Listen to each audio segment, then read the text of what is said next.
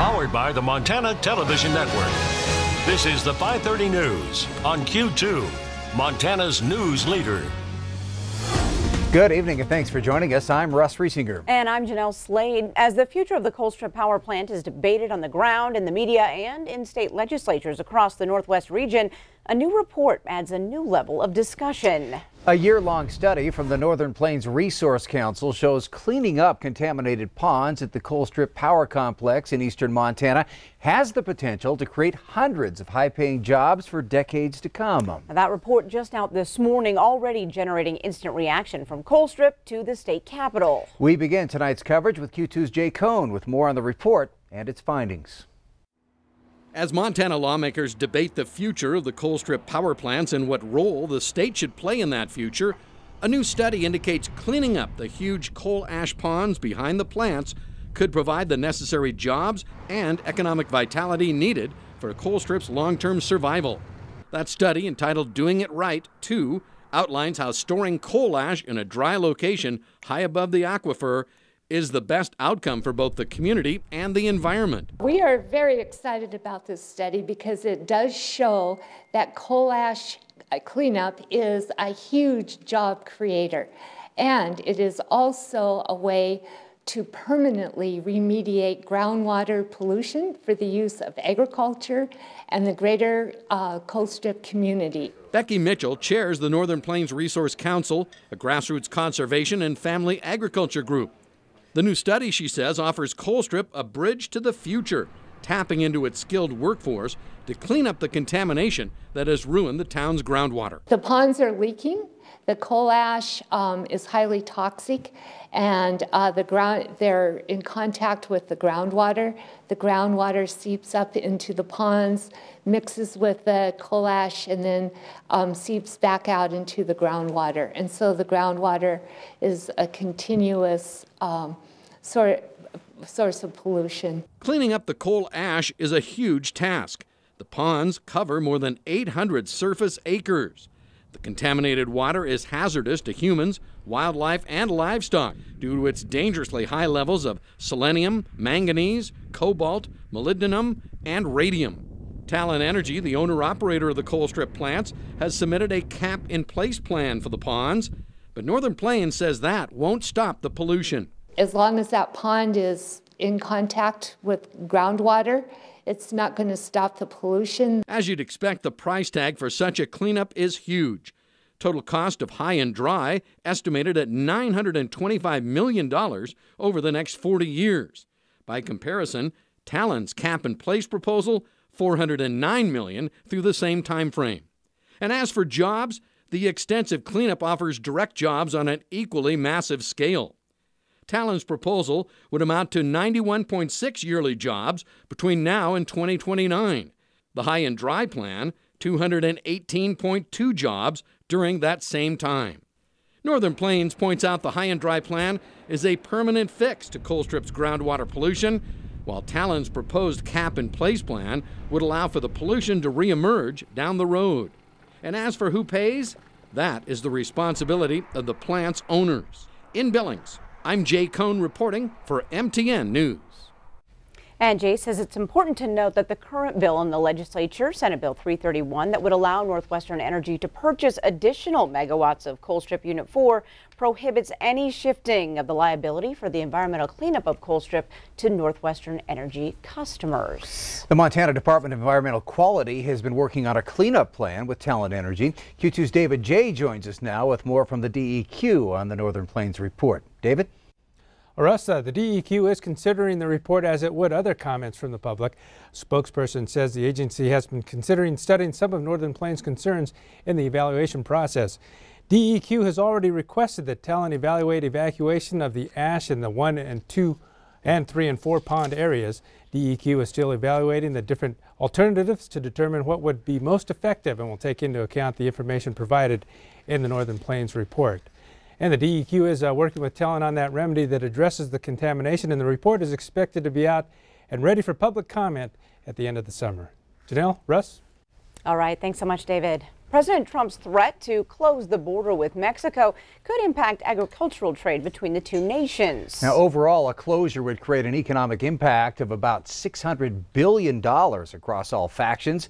But agriculture groups aren't reacting to the border close itself, but instead sharing how important the trade between the two countries is. In fact, much of Montana's wheat and barley are shipped to Mexico, but so are a lot of other products that aren't put to as much use here in the States.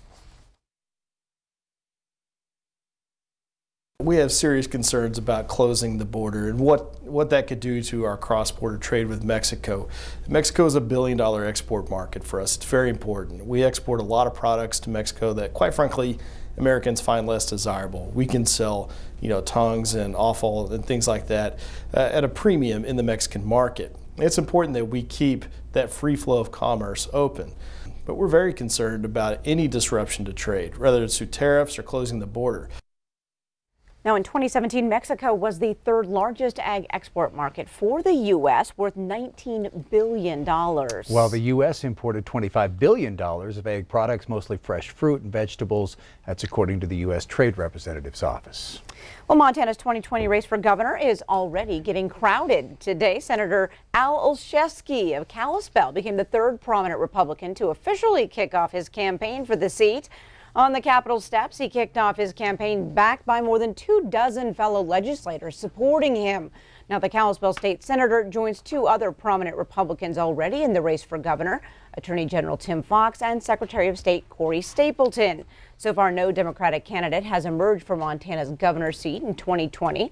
Governor Steve Bullock, a Democrat, cannot run for re-election next year because of term limits. 1.5 pounds of meth, 26 grams of cocaine, and illegally owned guns, putting a Billings man behind bars for 15 years. 31-year-old Alexander Graybull was sentenced today for the 2017 crime. Billings police officers arrested Graybull after a traffic stop. Graybull didn't have a license with him, refused to give the officer any personal information. This led to a pat-down where the officer discovered a bag of meth. After a canine unit alerted officers to more illegal substances in the vehicle, a search warrant was obtained. That's when officers found the large quantities of drugs, a gun, and a number of ammunition cartridges. Graybull's prior felony convictions prohibit him from possessing firearms or ammunition. Graybull also has 3 pending felony charges in Yellowstone County, where he's charged with assault with a weapon, aggravated kidnapping, and an aggravated assault in the alleged beating of a woman and kidnapping of her and her children. Well, Q2 News has some very special guests in the studio today. Students competing in the Amazing Shake put their skills to the test in front of the camera. Q2's Jenny Fick shows us.